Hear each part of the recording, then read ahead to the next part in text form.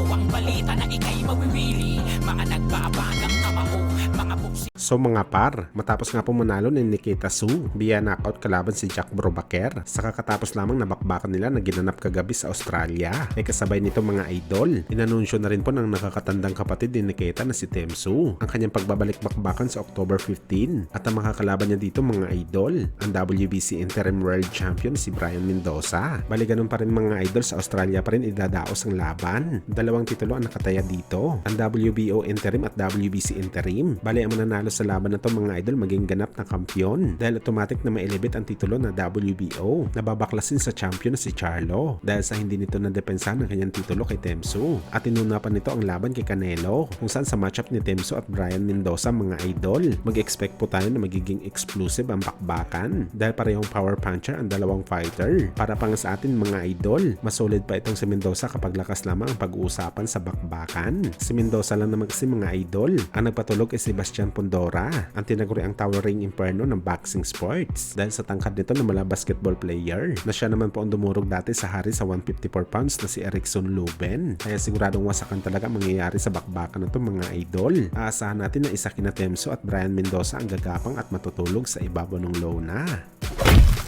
Samantalang legendary boxer na si Julio Cesar Chavez, sinabing walang pa naman sa kanya ang ating pambansang kamao Manny Pacquiao sakaling nag-cross ang kanilang landas sa bakbakan. Kung saan mga idol natawa na lang po si Julio Cesar Chavez sa tanong sa kanya kung sakaling naglaban daw sila ni Pacman sa kanilang parehong prime, sino ba daw ang mananalo? At walang atubiling sinagot ito ni Chavez mga idol na walang pag-asa daw ang Pinoy na manalo sa kanya sa bakbakan, basta lightweight at super lightweight lamang. Hindi naman daw mga idol sa minamaliit nito dati ang kanyang kababayan na si Eric Morales na hindi daw siya katulad nito makipaglaban. Malayo daw ang estilo ni Morales sa kanya. At kung nabigyan niya daw si Pacquiao ng isang talo, kumpiyansa daw si Chavez na durog daw si Pacquiao sa kanya sa bakbakan. Maski nga daw mga idol si Floyd Mayweather Jr. hindi daw obra sa kanya sa laban. Basta 135 at 140 pounds lang ang timbang. Dagdag pa ni Chavez malaki daw ang respeto niya kay Pacquiao dahil isa daw ito sa mga greatest fighter niya. Pero ang fantasy fight laban daw sa kanya ang pag-uusapan. Malabo daw talaga manalo si Manny Pacquiao. Well, hindi naman natin mga idol alam kung ano ang maging kalalabasan ng laban ni Pacquiao at Chavez sakaling nangyari. Malaki ang kumpiyansa ni Chavez na siya ang mananalo. Pero kung matatandaan natin mga idol, lahat ng mga sinabi nito ay sinabi na rin ng mga kapwa nito Meksikano na nilabanan ni Boss Manny. Pero bandang huli mga idol, pulbos pa rin ang kanilang inabot sa bakbakan. Madali lang sabihin na sisiw talunin si Pacman, pero napakahirap pala gawin sa aktual na laban. Kaya malaki talagang tiwala natin na bibigyan talaga ng sakit ng ulo ni Pacquiao si Chavez sakaling nangyari ang kanilang fantasy fight.